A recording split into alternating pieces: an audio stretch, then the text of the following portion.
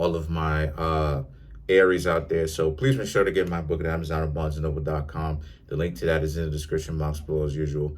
Comment on the video, like the video, subscribe to my YouTube channel, share the video. So, yeah. So let's get into it. So, the cards that I come up with for the Aries, is the Eight of Cups, Six of Cups, the Magician, the Three of Wands, the Eight of Wands. This is for the Aries. This is beginning to look a lot like the Taurus reading that I just gave. The Eight of Swords, the Seven of Wands, the Two of Wands, the Star card, and last but not least, you have the Ten of Cups. So a lot of cup cards, a lot of, relationships that matter, stuff like this to you. So Eight of Cups, Six of Cups.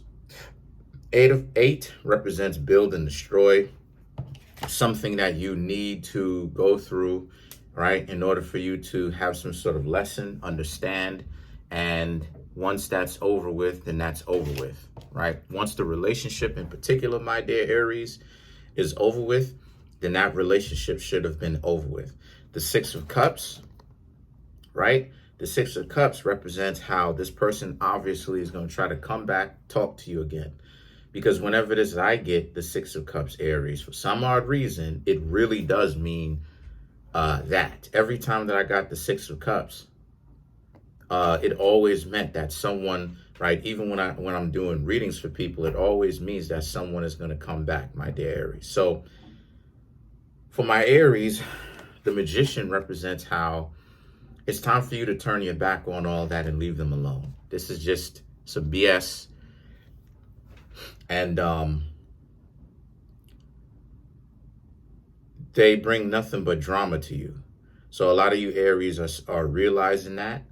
And truth be told, a lot of Aries should hold themselves with more regard.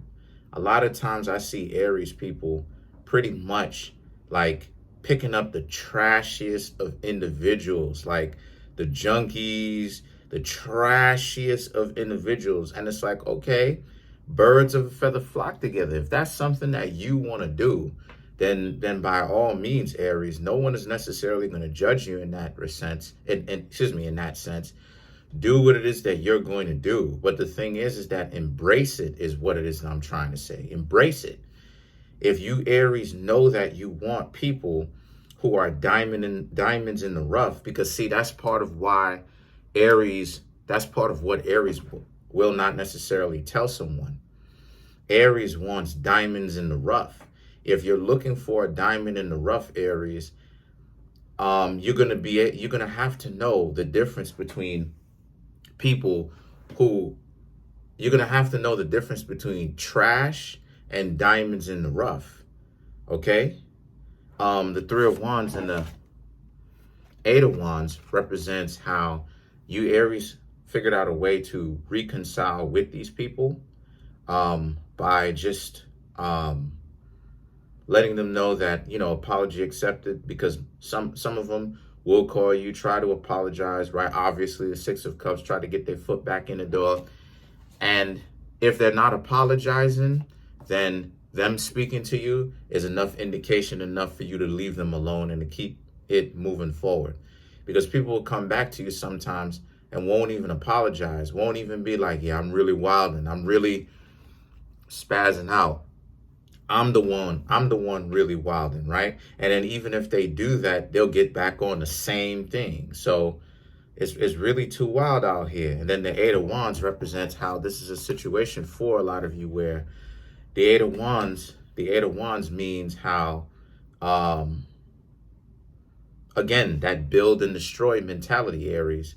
So it's about how a lot of you Aries is how you Aries needs to understand that this person can't even really be your friend, because the way that most people are, they on some real goofy petty stuff. There's no kind of, where you could be friends with an ex, because so many people's egos, like I said before, is on high, right? A lot of people don't want to admit this about themselves, but their ego, right, Aries, is in control of them.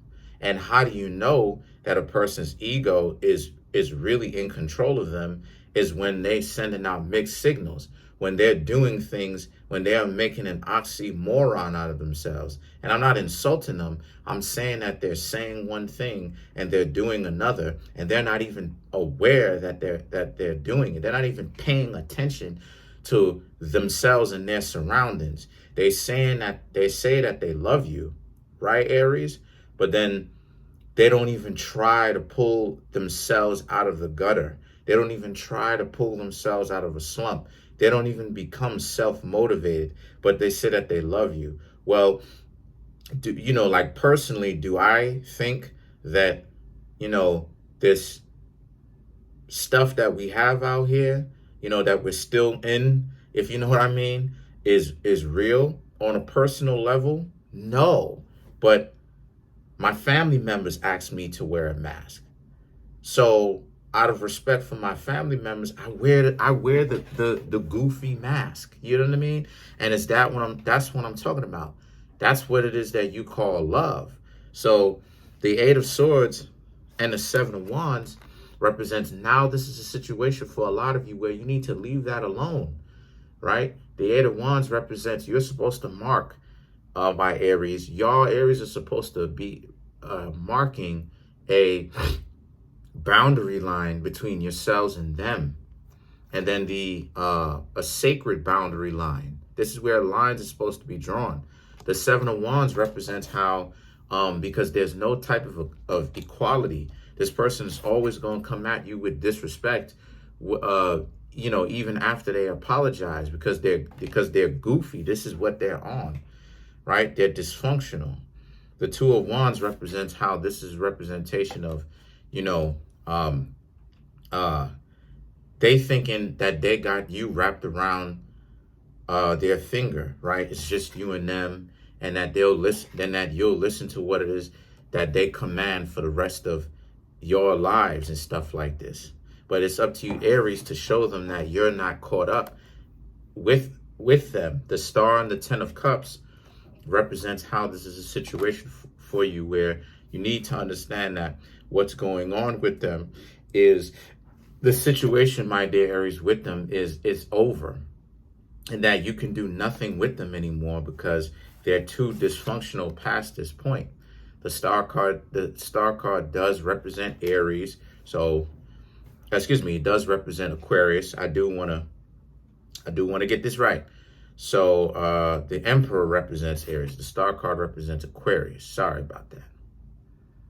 So it could be an Aquarius. Even if it's not an Aquarius, this person has that Aquarius archetype. And for you, Aries, it may be off-putting because of how this person seems to be jumping off the porch and they keep heading north. And I know. So the Ten of Cups is about how this relationship between you and them, it was really meant for you and them to just kind of say really your goodbyes, more so you to say your goodbyes.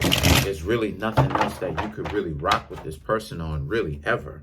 So let's clarify the Ten of Cups. One more. Let's clarify the Ten of Cups here.